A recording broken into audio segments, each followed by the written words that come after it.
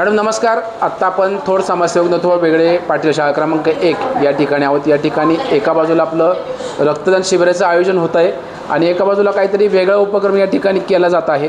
नक्की काय माहिती सांगाल, नक्की काय आहे हे? हरिओम. हरिओम. हां, काय असतं हे, काय नक्की करतात ते? मी नीतावीरा राजाराम दाभाडे. बरं. मी बापूंकडे साधारण 2001 पासून येते. बरं. बापूंनी आपल्याला जे भक्ती आणि सेवेचे दोन हे सांगितलेले उपक्रम, भक्ती पण केली पाहिजे आणि सेवा पण केली पाहिजे, तसे हे बापूंनी आमच्याकडून ही सेवा करून घेतात.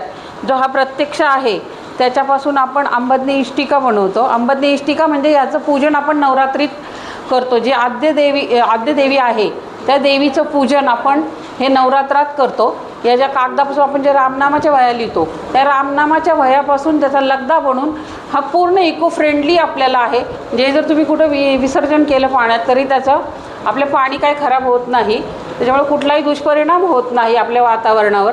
त्याच्यासाठी बापूंनी आपल्याकडून ही सेवा करून घेतली. जे 2 नवरात्र, चैत्र नवरात्र आणि शुभंकरा नवरात्र, अशा 2 नवरात्रामध्ये आपण ह्या इष्टिकेचं पूजन करतो. बापूंनी ज्याप्रमाणे सांगितले त्याप्रमाणे हे पूजन आपण करतो. आता आपण इथं ब्लड डोनेशन कॅम्प ठेवलेला आहे. तर ब्लड डोनेशनच्या कॅम्पच्या निमित्तानं आपण जे लोक भक्तगण येतील, श्रद्धावान येतील, त्यांनाही समजलं पाहिजे की हे इष्टिका कशा बनवल्या जातात. कारण आपल्या तळेगावामध्ये जवळजवळ 50 ठिकाणी या अंबदने इष्टिकेचं पूजन केलं जातं.